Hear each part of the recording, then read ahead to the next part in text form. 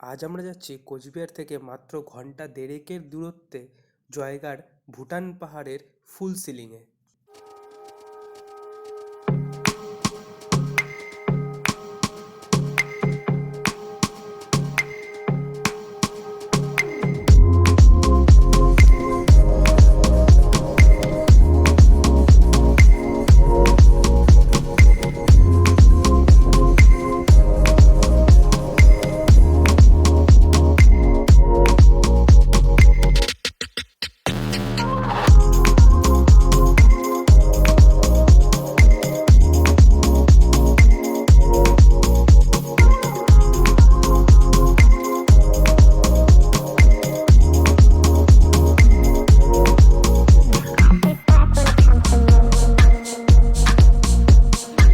ভুটানে প্রবেশ করে প্রথমে আমরা চলে গেছিলাম ভুটানের সবথেকে আকর্ষণীয় জিনিস ভুটানের গুম্ফা মন্দিরে, যেখান থেকে জয়গার সুন্দর একটি ভিউ কিন্তু পাওয়া যায়।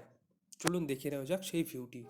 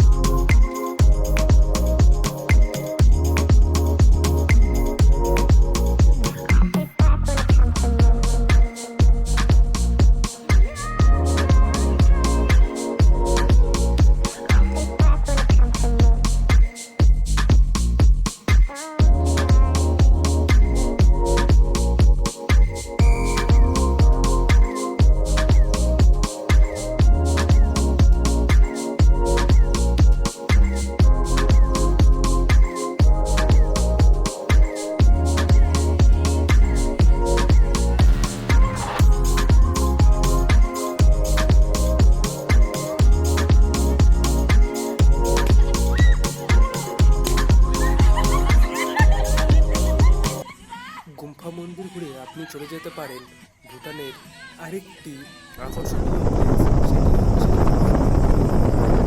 যেটা দেখতে কিন্তু ভুটানে প্রবেশ মূল্য সেভাবে নেই, আপনারা জানেন। আর ভুটানে ইরিগেশন যে আছে, সেখানে যে পদ্ধতি রয়েছে সেটা খুবই ভুটান সরকারের পক্ষ থেকে বা আমাদের ইন্ডিয়া সরকারের পক্ষ থেকে অনেকটাই সাহায্য কিন্তু পাওয়া যায়। এখানে হ্যাঙ্গিং পুল, চলুন এক নজরে ঘুরে দেখা যাক হ্যাঙ্গিং পুলের সেই দৃশ্য, নিচ থেকে কীভাবে কত সুন্দর কলকল শব্দে বয়ে যাচ্ছে নিচের নদীটি, পাহাড়ি নদীটি।